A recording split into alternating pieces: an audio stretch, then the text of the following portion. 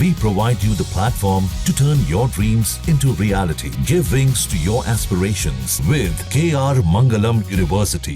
नमस्कार, News Nation देख रहे हैं आप और मैं हूं आपके साथ Aditi Shah. This video is co-powered by KR Mangalam university. Bharat और पाकिस्तान के बीच तनाव चरम पर है। पहलगाम हमले के बाद से पाकिस्तान के खिलाफ भारत ने कई कड़े कदम उठाए हैं। भारत ने पहले पाकिस्तान के साथ 65 साल से चले आ रहे सिंधु जल समझौते को सस्पेंड किया। अब कूटनीतिक तौर पर पाकिस्तान को सबक सिखाने के लिए भारत ने चिनाब नदी पर बगलिहार डैम से पाकिस्तान को जाने वाले पानी का फ्लो रोक दिया है और झेलम नदी पर किशनगंगा बांध पर भी इसी तरह का कदम उठाने की प्लानिंग चल रही है। भारत के इस कदम से पाकिस्तान तिलमिला उठा है। पाकिस्तान के विदेश मंत्री इशाक डार ने संसद में कहा है कि अगर भारत सिंधु जल संधि के तहत पाकिस्तान के पानी के साथ कोई छेड़छाड़ करता है तो ये युद्ध के समान होगा। उन्होंने ये भी कहा कि ये 24 करोड़ पाकिस्तानी नागरिकों की जिंदगी का मामला है और पाकिस्तान इस पर माकूल जवाब देगा। डार ने बताया कि उन्होंने सऊदी अरब, UAE, चीन, तुर्की समेत कई देशों के विदेश मंत्रियों से बात की है और पाकिस्तान का पक्ष भी रखा है। न्यूज एजेंसी PTI को मामले की जानकारी रखने वाले एक सूत्र ने बताया कि जम्मू के रामबन में बगलिहार और उत्तरी कश्मीर में किशनगंगा हाइड्रो पावर डैम के जरिए भारत अपनी तरफ से पानी छोड़ने के टाइम को रेगुलेट कर सकता है। यानी इन बांधों के जरिए पाकिस्तान को पहुंचने वाले पानी को बिना किसी पूर्व चेतावनी के कम किया जा सकता है और फ्लो को बढ़ाया भी जा सकता है। भारत ने दशकों पुराने इस समझौते को पहलगाम आतंकी हमले के बाद सस्पेंड कर दिया था। रामबन में बगलिहार डैम के गेट बंद होने के बाद चिनाब नदी का बहाव काफी कम हो गया है।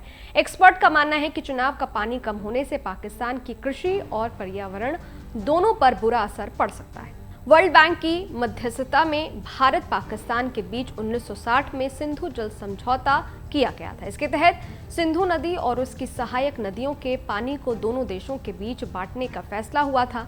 चिनाब नदी पर बना बगलिहार डैम भी दोनों पड़ोसी देशों के बीच लंबे समय से विवाद का मुद्दा रहा है और पाकिस्तान ने पूर्व में विश्व बैंक से इस मामले में मध्यस्थता की मांग की थी।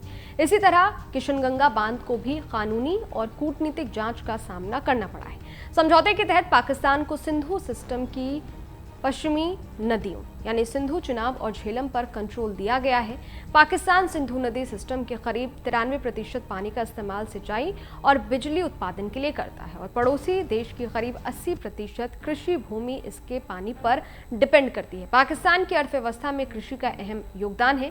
यही वजह है कि समझौता स्थगित होने के बाद पाकिस्तान लगातार जंग की धमकी दे रहा है। पाकिस्तान के पूर्व विदेश मंत्री बिलावल भुट्टो जरदारी ने तो समझौता स्थगित होने के बाद कहा था कि सिंधु नदी में या तो हमारा पानी बहेगा या उनका खून बहेगा। इस बयान पर भारत ने कड़ी प्रतिक्रिया दी थी। यही नहीं, पाकिस्तानी राजनेताओं ने समझौता स्थगित करने के फैसले को सीधे तौर पर जंग का ऐलान माना था।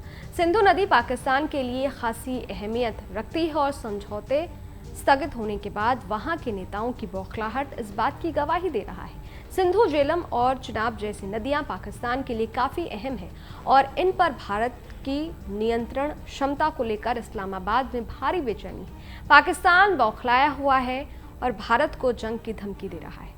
अब देखना ये होगा कि भारत पाकिस्तान के खिलाफ और कौन से कड़े कदम उठाता है और पाकिस्तान को सबक सिखाता है।